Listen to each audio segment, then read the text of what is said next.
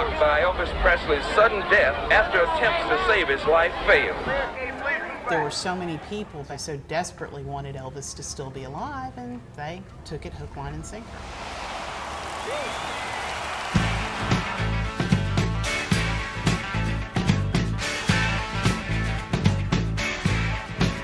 Now you can't judge an apple by looking at the tree.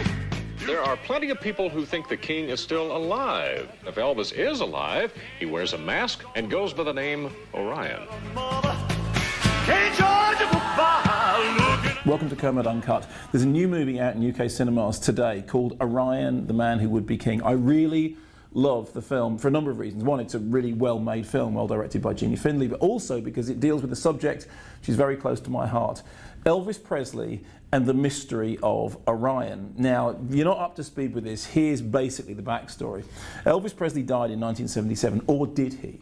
In the wake of Elvis's death, a lot of people who were grieved by the loss of the king started to believe that a singer called Orion was, in fact, Elvis under a new identity. Now, of course, as everyone knows, turns out Orion was actually a guy called Jimmy Ellis. And one of the things that the documentary does is to discover how it was that Jimmy Ellis, a very fine singer who sounded exactly like Elvis, ended up appearing on stage wearing a mask and indeed playing into the idea that he was somehow the reborn Elvis.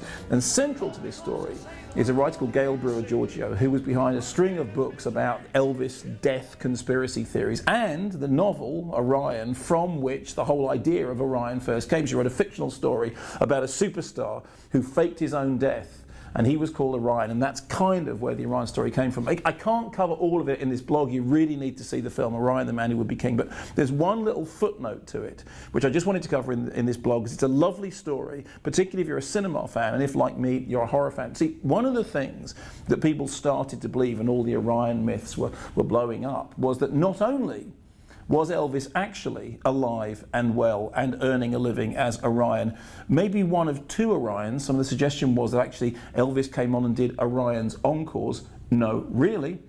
But that Elvis was the man behind Orion Pictures. Remember Orion Pictures? Started in 1978, just after the death of Elvis Presley, functioned all the way through the 80s, into the 90s, producing lots of movies which apparently had many nods to Elvis. They produced films like Amadeus and Dances with Wolves and, of course, Silence of the Lambs, which, as I'm sure you know, was a Best Picture winner. Now, here's what I love about that story, which incidentally is total bunk from beginning to end. If you know anything about Elvis, you'll know that Elvis wanted to be taken seriously as an actor. In fact, his early roles, he really could act. You look at films like King Creole and Jailhouse Rock, terrific acting in those films. But then after he came out of the army, Colonel Tom Parker, who was neither a colonel nor Tom Parker, locked him into these Hollywood contracts, and he was just making, as he himself said, 20 or so movies with one expression. He earned $1 million a movie, but the movies weren't very good, and he never got to show his acting chops. Now, towards the end of his career, there was a suggestion that he was going to play the supporting role in the Barbra Streisand remake of A Star Is Born.